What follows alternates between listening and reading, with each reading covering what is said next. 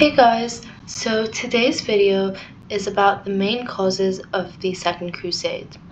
So to begin, the first cause was religious motivations. So on the 1st of December 1145, Pope Eugenius III issued a papal bull calling for the Second Crusade. This papal bull was called Quantum Predecessoris, which means following the footsteps of our forefathers, which links to how they wanted to go because they wanted to do the same thing as the people on the First Crusade. Papal indulgences were offered to all who vowed to make an armed pilgrimage in order to save the Holy Land from people who they thought were infidels, who were the Muslims. And the Pope framed the campaign as a religious duty to reclaim lost Christian territory in response to the fall of Edessa. So this is an extract from the papal bull.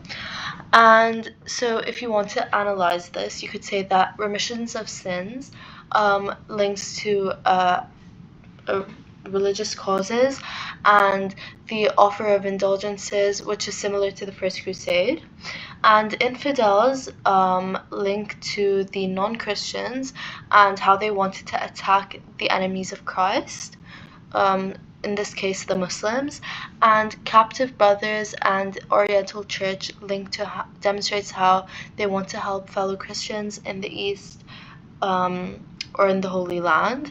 And also many more people joined the crusade because of the dynamic and convincing preaching of Bernard of Clairvaux, and this was an important factor in response to the Second Crusade because he was the one who was actually going around and preaching for people to go to this on the Second Crusade. So the second cause was political causes. The Crusaders living in Outremer, also known as Crusader states, felt threatened by the Muslims due to their growing power, and Baldwin II was defeated in a battle outside of Damascus.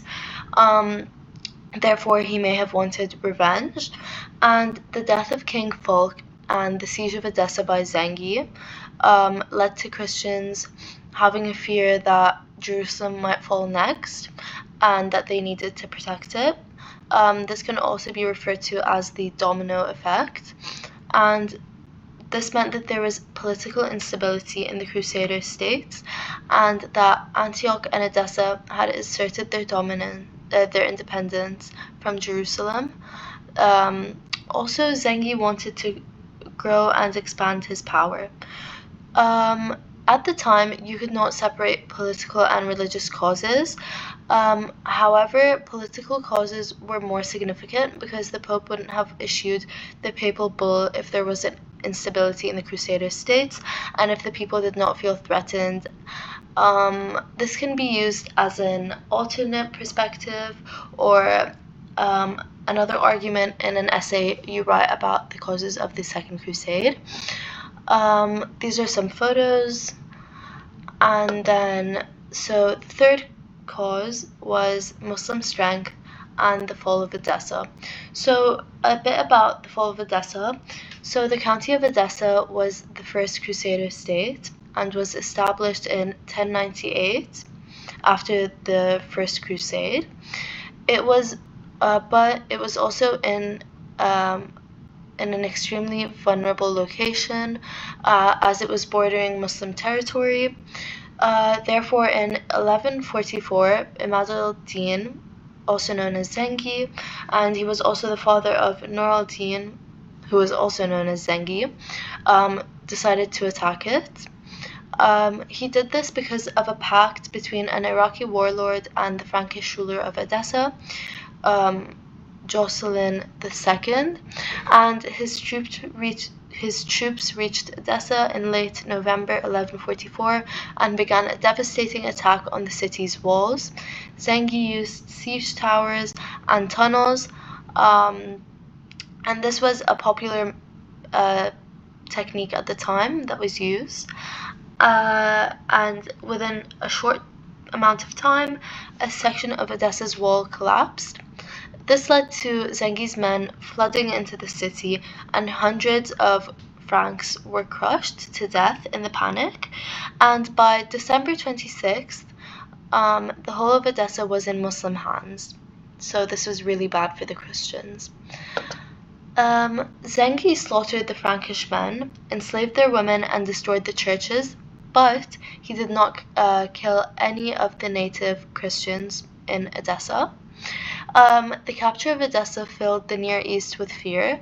They were scared of the domino effect, as I mentioned earlier, and this gave the Muslims strategic advantage over Antioch.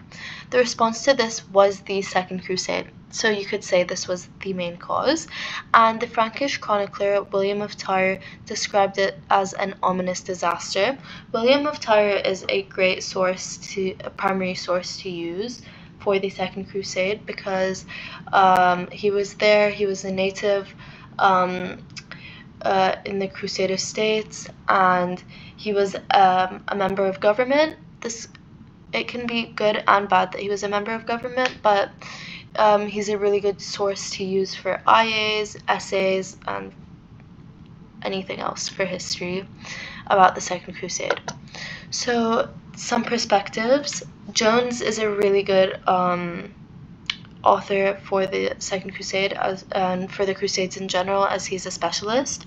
So this is the quote from his book, and you can say that this has a religious component, and also it shows the power balance in the Holy Land has shifted by the 1140s from Christian hands to Muslim hands, and it also demonstrates the political causes of the Second Crusade because the Crusader states were under threat from rising Muslim power, Zengi, and ideological causes when it states the dream of conquering another.